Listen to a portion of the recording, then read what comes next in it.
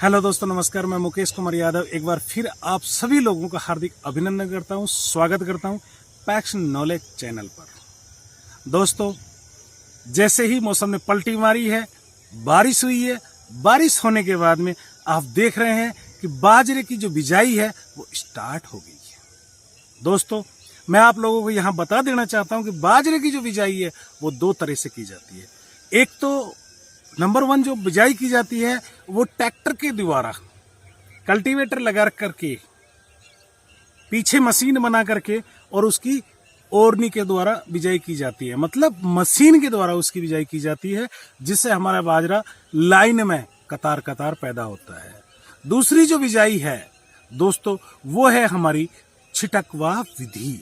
छिटकवा विधि का मतलब जेल काट करके मुट्ठी में जिस तरह से यूरिया को फेंका जाता है, डीएपी को फेंका जाता है, ठीक इसी तरह जो मानक तय कर दिया गया है, जैसे कि मान के चलो 1 बीघा के अंदर 1.5 किलोग्राम बीज जो होता है उसको हम लेकर के और 1 बीघा के अंदर, 1 बीघा का मतलब 20 बिस्वा, यानी कि एक हेक्टर के अंदर जो 4 बीघा होती है उनमें से 1/4, 1 हेक्टर का 1/4 जो होता है उसके अंदर 1.5 किलो बीज को ऐसे छिटकमा फेंकते हैं। मतलब जैसे यूरिया फेंकते हैं, डीएपी फेंकते हैं, इस तरह से उसको फेंक करके और उसकी 2 तरह की जुताई की जाती है। एक सीधी जुताई होती है, दूसरी क्रॉस में होती है।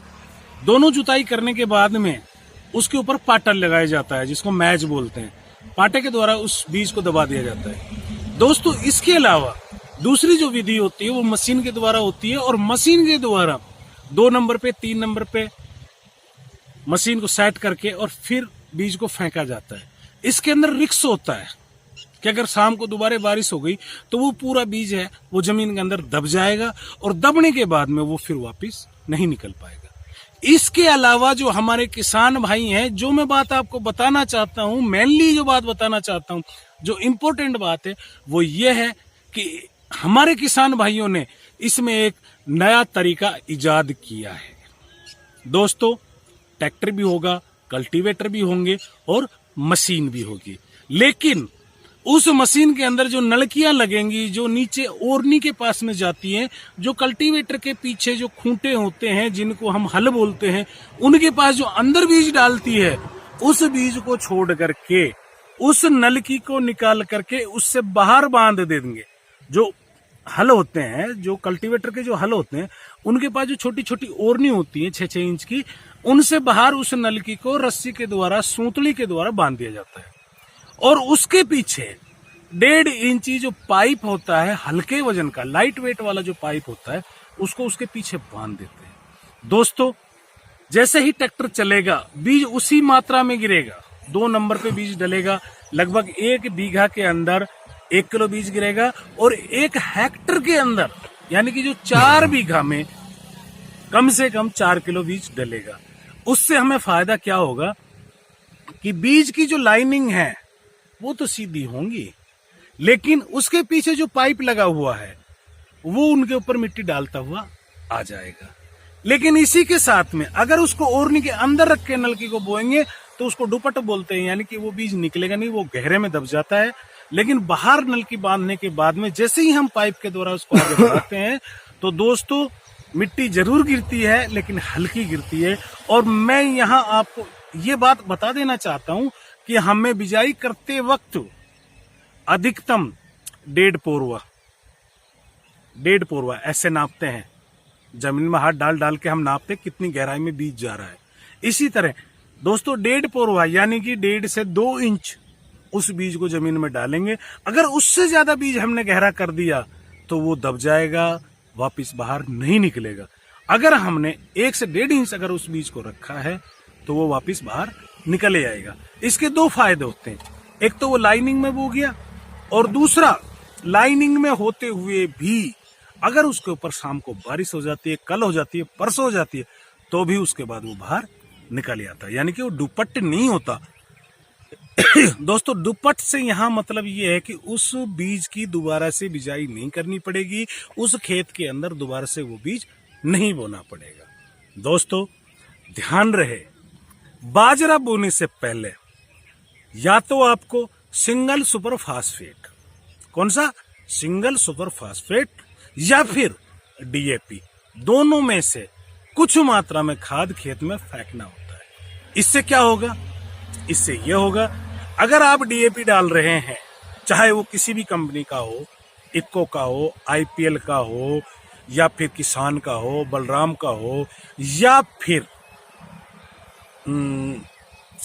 भांति भांति के जो कंपनियां चली हुई किसी भी का हो, 1846 जिसके अंदर नाइट्रोजन और plus di ammonium plus nitrogen जिसके अंदर होता है, आप उसको लेकर के उसकी बिजाई करेंगे। दोस्तों, बाजरा बोने से पहले अगर आप डीएपी का उपयोग कर रहे हैं तो 10 से 15 किलो डीएपी आप अपने 1 बीघा खेत में छिटक देंगे। इससे क्या होगा कि जैसे जैसे आपकी फसल बढ़ेगी और बढ़ने के बाद आपके पास पानी की जो कमी आएगी, उस पानी की कमी को डीएपी पूरा करता है। आपकी जो फसल है वो पानी की खींच में नहीं आएगी। जैसे ही आपका सिस्टम बैठता है, देर समय आप उसमें पानी दे देते हो, बारिश हो जाती है तो दी बेस्ट, अगर बारिश नहीं होती तो उसके बाद भी अगर उसमें आप सिंचाई, हल्की सिंचाई कर देते हो तो वो फसल आपकी लास्ट तक सूखेगी नहीं। हमारे यहाँ लोकल लैंग्वेज के अंदर उसको सड़कना बोलते हैं कि भाई बाजरे का खेत था, पानी पहुंच नहीं पाया और इसलिए बाजरा सड़क गया, अर्थात वो हल्का हल्का सूखने लगा है। जैसे ही बाजरे का जो डंठल है वो सूखने लगता है, उससे बाली के अंदर इफेक्ट पड़ता है। जो बाल होती है जिसको हम सिट्टा बोलते हैं, बाजरे का सिट्टा बोलते हैं, 1 से 1.25 फीट का होता है वो, उसके अंदर दाने होते हैं, तो वो सड़क जाता है, यानी कि सूखने लगता है, इसलिए दाने का पूरा विकास नहीं होता। तो दोस्तों, मैं किसान का बेटा हूं, मेरे बाप ने किसानी की थी, मैं भी किसानी कर रहा हूं और मेरे दादा भी खेतीबाड़ी करते थे। दोस्तों, आप लोगों को मैं ज्यादा कुछ नहीं बताऊंगा, सिर्फ यही याद दिलाऊंगा कि आप जो बाजरा बो रहे हैं, या तो उसमें डीएपी 15 से 20 किलो डाल दीजिए, या फिर सिंगल सुपर फास्फेट का जो खाद होता है उसको आप 40 से 45 किलो पर बीघा के अंदर आप उसको डाल दीजिए। इन सब को छिटकने के बाद जैसे ही आप अपने बाजरे की बिजाई करते हो, उसमें किसी प्रकार का कोई नुकसान नहीं होगा।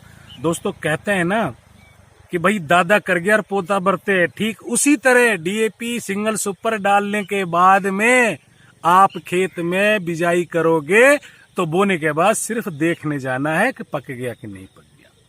बीच में सिर्फ अल्ट्राजीन डाल करके खरपतवार का नाश करना है और उसके बाद अपनी फसल को लहलाते हुए देखना है।